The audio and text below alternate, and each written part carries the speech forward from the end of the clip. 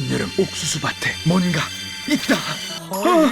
오늘 남양 특집인가요? 자, 시청자 여러분 안녕하십니까? 제 지금 나와 있는 곳은 이 옥수수 밭인데 요새 곡물이 더 과도하게 자라고 더 빨리 자라고 하는 그런 이유가 또 있긴 하대요. 그게 바로 기후 변화 때문에 그런 건데, 이 이른 폭염이 찾아와서 막 감당도 할 수 없이 덥다가 또 지금은 비가 막 그냥 막 폭우처럼 쏟아졌다가 또 여러분 이제 장마가 끝나면 본격적으로 이제 폭염이 찾아온다고 합니다. 큰일이에요. 아직 시작도 안 한 거야. 그래서 이 열사병도 좀 막아내고 어떻게 하면 지혜롭게 건강하게 폭염을 지낼 수 있는지 제가 여러분께 소개를 좀 해드리려고 합니다. 네, 지금부터 가보시죠. 등골이 옥삭하게 해줄 거야. 한쪽은 최장 가뭄, 다른 한쪽은 기록적인 폭우. 기상 요소로 인한 산불 확산과 한계를 넘어서는 폭염. 이 모든 것들이 지금 내 주변에서 일어나고 있는 일들인데요.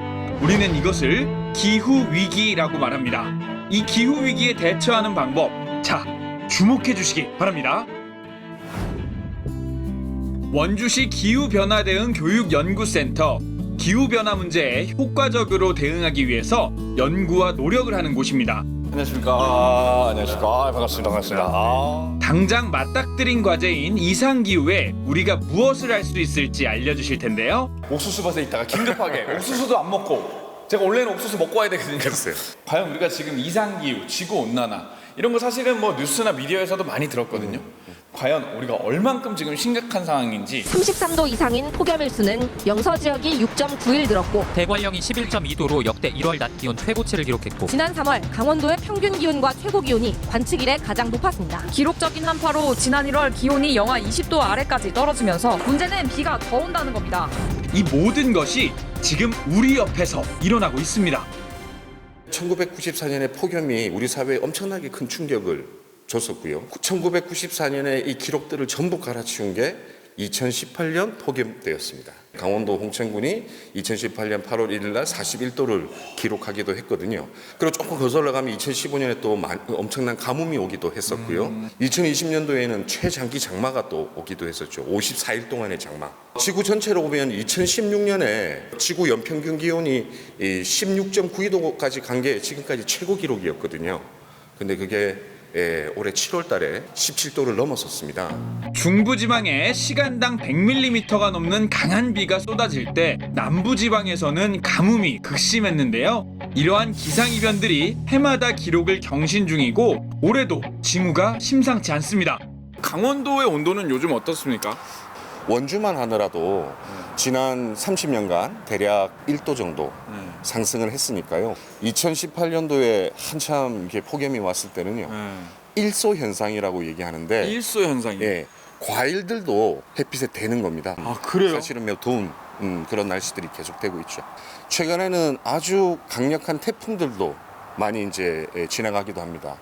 더군다나 영동 지역을 중심으로 해서 산불도 계속 빈도가 이제 피해 규모가 커지고 있기도 맞아, 하고요. 불 너무 많이 나. 맞습니다. 기후 변화라고 하는 문제에 우리가 대응하는 방법이 한 크게 세 가지가 있습니다. 네. 첫 번째는 과학이거든요. 기후 변화가 어떤 것인지, 우리가 어떻게 대응할 수 있는 것을 잘 이해하는 방법이 있고요. 두 번째는 지금 우리가 배출하고 있는 온실가스를 줄이는 게 굉장히 중요한 숙제입니다. 이걸 우리가 완화라고 부르고요. 완화.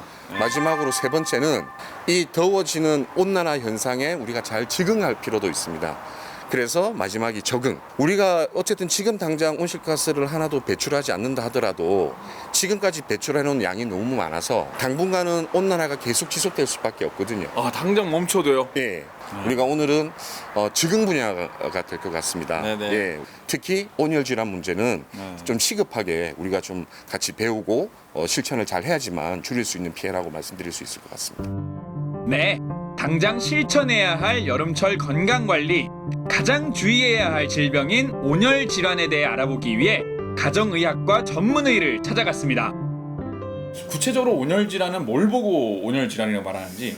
일단 온열 질환은 그 장기간 햇빛이나 강한 열에 이렇게 노출이 되면서 여러 가지 나타나는 그 의식 변화를 동반한 질환들을 지칭을 합니다. 일사병이랑 열사병이랑 이렇게 좀 혼돈이 되시는 경우들이 있는데, 열사병이라고 하는 내용은 예, 되게 중요한 병이죠. 중요한 게 두 가지가 네. 있어요. 체온 변화, 체온이 네. 40도 이상이 넘어가야 열사병이라고 말씀을 드릴 수가 40도가 있고, 넘어가요. 그다음에 의식 변화가 이렇게 같이 네. 동반이 돼야 돼요. 의식 변화라고 하면 약간 뭐 헛소리를 좀 하신다든지. 헛소리를 하거나 네. 의식 정신을 잘 못 차린다든지 네. 예, 그런 증상들이 심하게 네. 뭐 평소에 보이지 않던 이상한 과격한 행동들이라든지 오. 선망이나 예, 혼수 같은 그런 네. 증상들이 나타날 수가 있는 게 열사병입니다. 아, 그런 증상들을 좀 눈여겨봤다가 그렇죠. 예, 그 정도 증상이 나타난다 하면 신속하게 병원을 가서 치료를 받아야 되는 거죠. 그렇죠. 네. 물론 이제 제일 좋은 거는 안 걸리는 거겠지만 네. 예, 어떻게든 좀 대비할 수 있는 방법, 조금이나마 위험도를 낮출 수 있는 뭐 그런 노하우들이 있을까요? 더운 그 환경에서 노출이 좀 오랜 기간 돼야 된다라고 하면 미리 꼭 수분 섭취를 미리 좀 그 활동을 하시기 전에 네. 많이 해주시고 네. 혹은 이제 그 이온 음료 같은 것들 그런 것들을 같이 꼭 지참을 하시고 활동을 하시는 게 좋겠고요. 좀 약간 그런 것도 도움이 될까요? 뭐 약간 뭐 시원한 아이스크림을 먹는다든지. 네. 네, 일부 도움이 될 수는 있지만 네네. 수분 섭취보다는 못할 것 같습니다. 네. 여러분들 차가운 거 먹는 게 중요한 게 아니라 수분 섭취가 가장 중요하다고 합니다. 그러니까 여러분들 꼭 물이라든지 이온 음료 이런 거 가지고 다니면서 자주자주 드시면 좋을 것 같습니다. 네. 자, 이번에 찾은 곳은 원주 소방서. 이곳에서는 폭염에 취약한 장소와 대상자의 각별한 유의사항을 알아보려고 합니다. 무더위로 인해 발생할 수 있는 사고들, 그 현장의 이야기를 이분께 들어봤는데요. 이 여름이 되면은 이 온열 질환 환자라고 하죠. 그런 분들이 좀 많이 늘어나나요?